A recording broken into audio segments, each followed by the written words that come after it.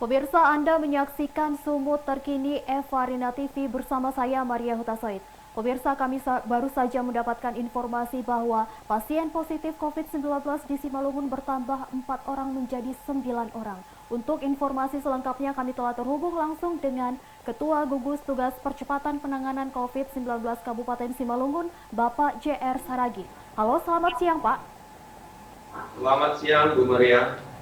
Baik, Pak, informasi perkembangan COVID di Simalungun saat ini seperti apa, Pak?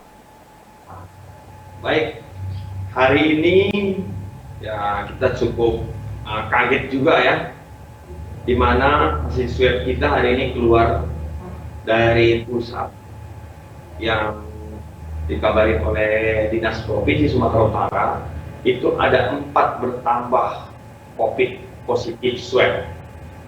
Ya, COVID positif swab. Yang sangat menarik itu sebenarnya kita ini sudah zona merah, jadi jumlahnya semua ada 10. Di Kabupaten 10 ada 10 COVID positif, 1 yang sembuh, 9 sekarang dalam perawatan. 1 orang itu adalah penduduk dari Namorambe.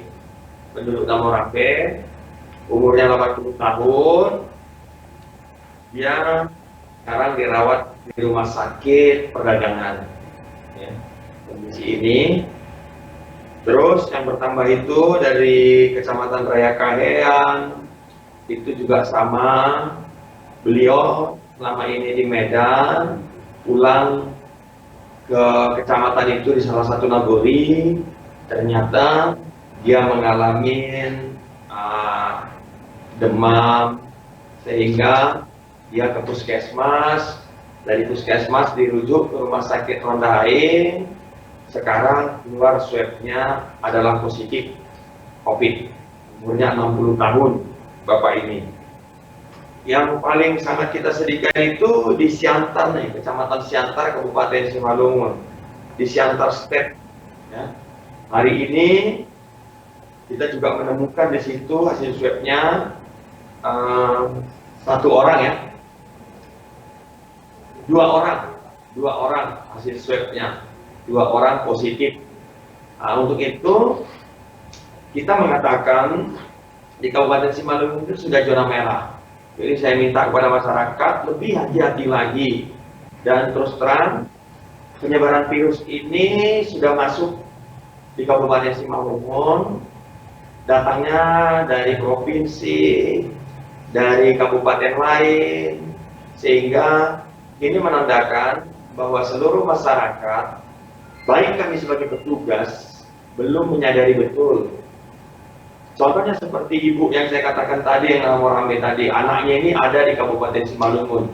Dia berkunjung ke Kabupaten Simalungun, sehingga sampai di Kabupaten Simalungun dia sakit. Dia sakit sesak, diantarlah ke rumah sakit. Ternyata dia positif swab adalah COVID-19.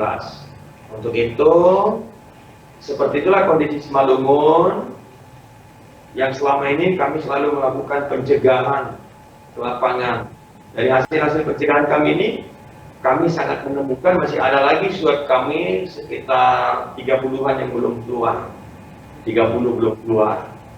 Saya mengajak seluruh masyarakat yang ada di Simalungun, khususnya mendengar di Evarina ini dimanapun berada, Simalungun saat ini adalah zona merah. Kami katakan ada zona merah. Untuk lebih berhati-hati lagi, gunakan masker,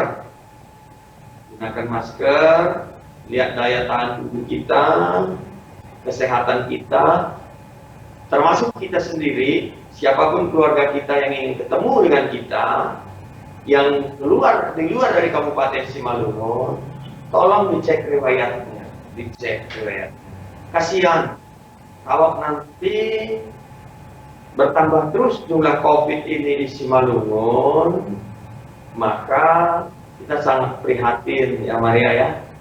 Saya rasa itu mau disampaikan tentang COVID ini. Dalam penanganannya, kebetulan pasien yang 4 ini setelah kita sampaikan, mereka langsung mau dibawa ke rumah sakit.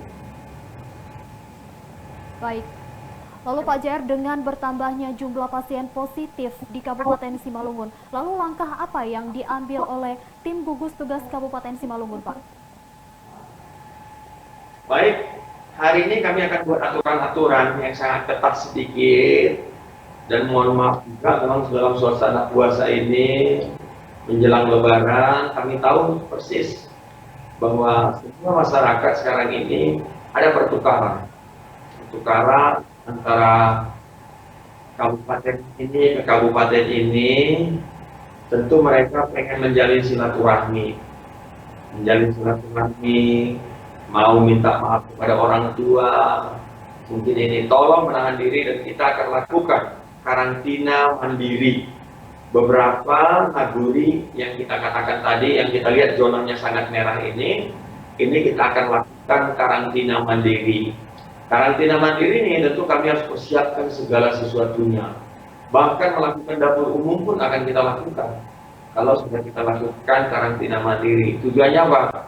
Pengawasannya lebih ketat, dan kami akan berkoordinasi baik dengan Dandim, Kapolres, tokoh masyarakat, tokoh agama, termasuk kesehatan, satpol, perhubungan, semua ini akan membedakan di nagari tersebut, memberikan pengawasan dinas sosial, memberikan pengawasan yang lebih ketat. Kenapa? Bahkan kebutuhan mereka pun akan kita suplai. Mungkin akan diperketat masyarakat yang situ keluar. Kalau karena dia keluar mungkin kita membeli sesuatu, biarlah kita yang menyiapkan. Karena apa? Virus ini masih beredar.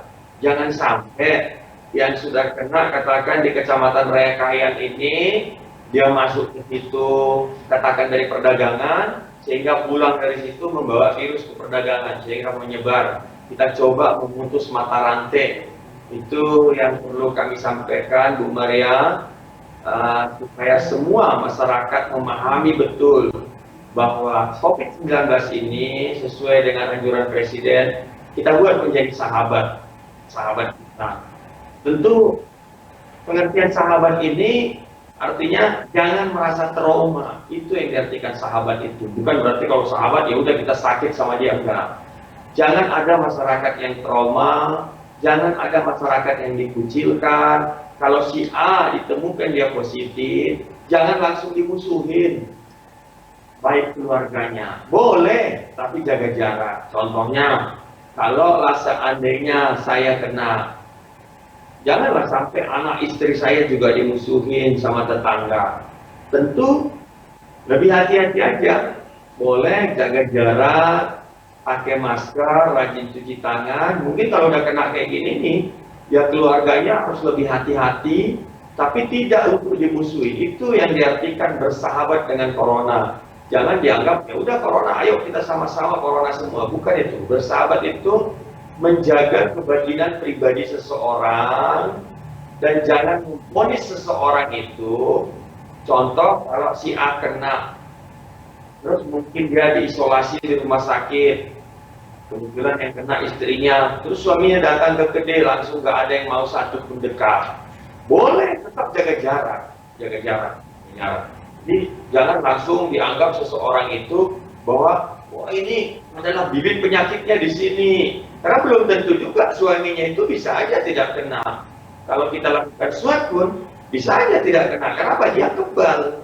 Nah, tapi orang yang dekat sama dia itu bisa menjadi, mungkin kalau daya tubuhnya lemah, dia bisa menjadi kena. Untuk itu jaga jarak. Jangan berarti langsung kita kabur dari tempat itu tidak baik. Jadi mari kita juga hargain, karena kita yakin bahwa siapapun masyarakat tidak mau kena COVID, karena ini bukan hal yang disengaja, tapi virus yang ada di Republik ini, bahkan di negara lain pun, ya Maria ya. Ya, baik Pak. Lalu seperti apa kesiapan oleh tim gugus tugas Simalungun apabila sewaktu-waktu terdapat lonjakan pasien positif COVID-19 di Simalungun, Pak? Simalungun saat ini sudah siap. Yang kita katakan tadi, kita siap untuk menampung sampai 400 pasien di rumah sakit. Dan Sampai hari ini kami tetap setiap hari rapat mempersiapkan obat apa yang kurang, perawat bagaimana kebutuhannya, OPD-nya bagaimana. Ini tetap kita rapatkan dengan Dinas Kesehatan, Direktur Rumah Sakit, termasuk rumah sakit darurat kita yang ada di Batu 20. Jadi kalau kami sudah sinergi, seandainya ada pun yang ditemukan, kita sudah siap untuk memberikan pelayanan kepada masyarakat.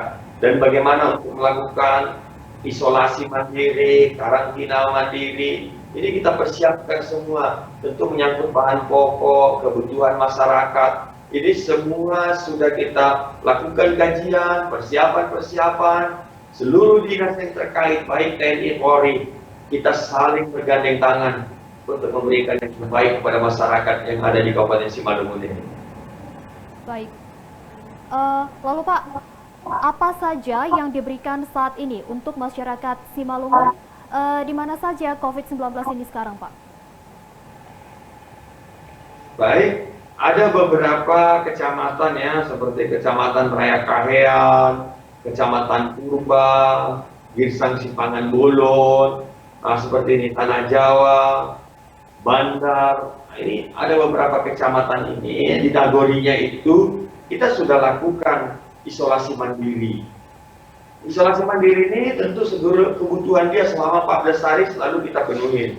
Bahan pokok dia, air, mungkin gas, ini kita siapkan. Tapi kali ini karena meningkat ini ada di beberapa kecamatan itu yang tadinya 1 menjadi 2. Berarti kami harus lakukan yaitu karantina mandiri. Karantina mandiri ini agak berbeda dengan isolasi mandiri. Kalau isolasi mandiri itu orangnya yang isolasi di rumah. Tapi kalau karantina mandiri ini, nagorinya itu dikunci nagorinya, diawasi pergerakannya. Tentu ini sudah kita siapkan semua, bahkan bagi masyarakat yang sudah mendapatkan COVID ini, sudah kita antar bantuan-bantuan berupa sembako. Baik Pak, lalu bagaimana jika ada warga yang tidak terdata namun layak mendapat bantuan Pak? Apa langkah yang akan diambil Pak? Tadi saya baru ketemu, kami sudah bertatap muka hampir 70%. Panggulu, Lurah, Camat, se-Kabupaten Simalungun. Face to face. Artinya, saya sudah tahu keluhan mereka, saya sudah sampaikan. Saya minta Panggulu untuk mendata semua. Bagi masyarakat yang belum dapat, ternyata dia kena dampak COVID ini, kita bisa berikan bantuan merupakan sembako. Jadi kalau nggak salah itu tinggal 40% atau 30% Panggulu yang belum ketemu saya. Besok memang hari libur kami selesaikan semua. Jadi kita ketemu dan harapan saya sebelum Lebaran sembako ini sudah sampai semua di tengah-tengah masyarakat yang membutuhkan. Baik. Lalu Pak, bagaimana pengamanan oleh tim gugus tugas di wilayah perbatasan menjelang Idul Fitri, Pak? Baik, Bu Maria ya. Jadi kali ini pihak Polres, Perhubungan, Satpol, TNI, Dinas Kesehatan, itu sudah ada pos-pos di perbatasan-perbatasan. Tentu membuat perketatan bagaimana masyarakat untuk masuk ke Kabupaten Simalungun. Dan hari ini saya keluarkan instruksi kepada Kadis Kesehatan supaya semua di perbatasan itu tidak hanya dicek, di rapid test orang yang masuk ke Kabupaten Simalungun ini. Yang khususnya dia bukan berKTP Simalungun dan bukan tinggal di Simalungun. Jadi contohnya dia orang Medan masuk ke Simalungun, tujuannya itu kemana? Harus kita tanya. Tujuannya kemana?